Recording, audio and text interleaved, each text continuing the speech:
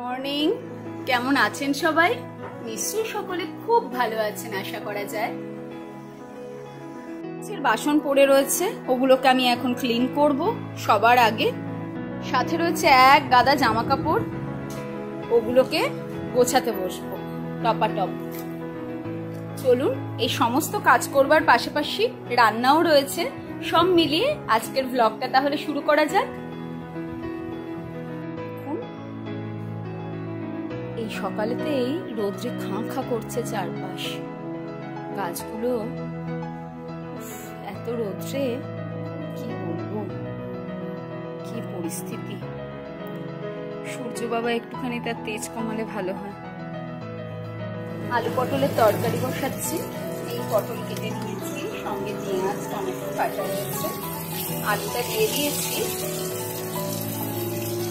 তেলেতে প্রথমে একটুখানি এই দিয়ে দিয়েছিলাম গোটা গরম মশলা, তার সঙ্গে তেজপাতা, আর সাথে আলুগুলো দিয়ে একটু ভাজা ভাজা করে নিচ্ছি। অল্প একটুখানি নুন আর একটুখানি হলুদ দিলাম।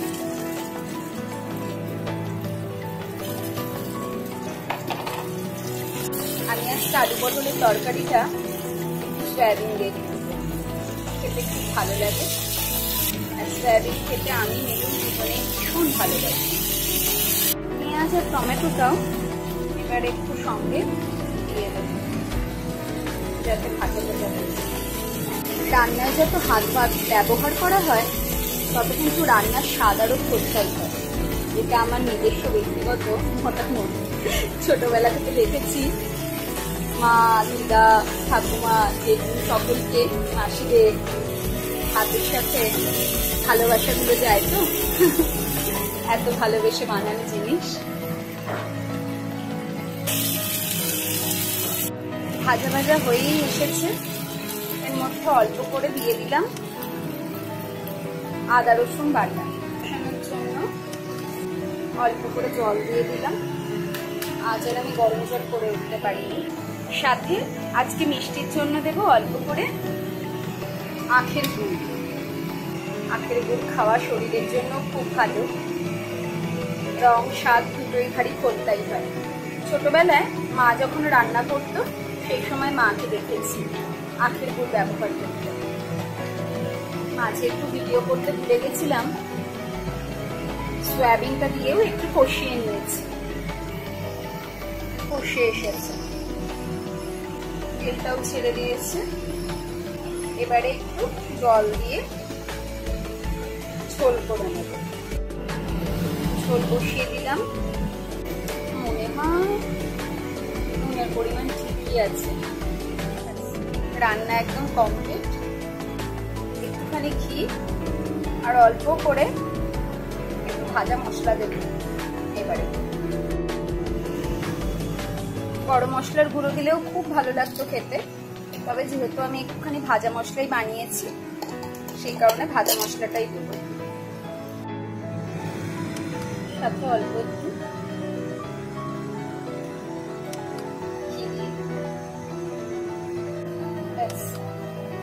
শেষ রান্না।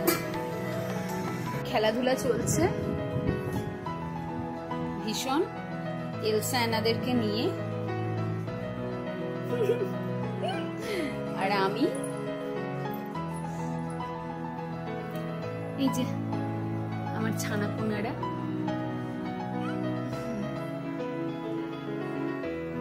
আমি বাগান করতে এত ভালোবাসি যে কি বলবো।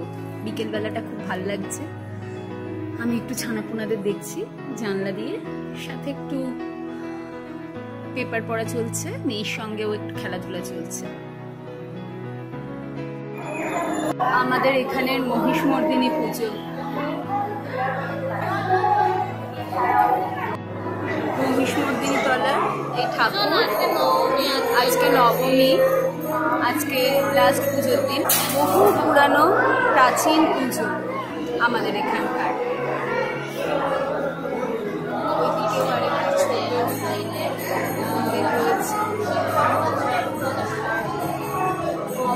সুন্দর এই মন্দির প্রাঙ্গণ, বাইরে বিশাল মেলা বসেছে। আমি আপনাদেরকে দেখাচ্ছি সবটা। এখানে বিশাল বড় মেলা বসেছে এই চত্বরে, অপূর্ব জিনিসপত্র, বিশাল বড় মেলা।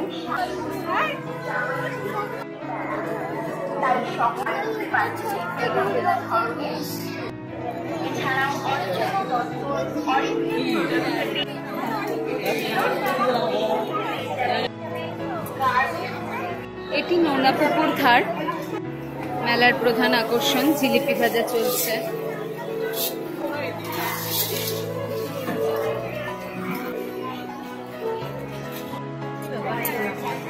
এই গরমে শরীর ঠান্ডা রাখবার জন্য শরবত তৈরি হচ্ছে।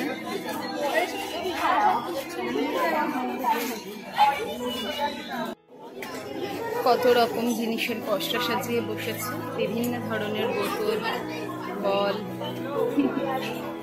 চীনামাটির এইগুলো দেখতে অসম্ভব ভালো লাগে, আমার কাছে একটা রয়েছে, এগুলো খুব সুন্দর। চিজ চিকেন রোল, মেলা চলছে, সাথে জিলিপি।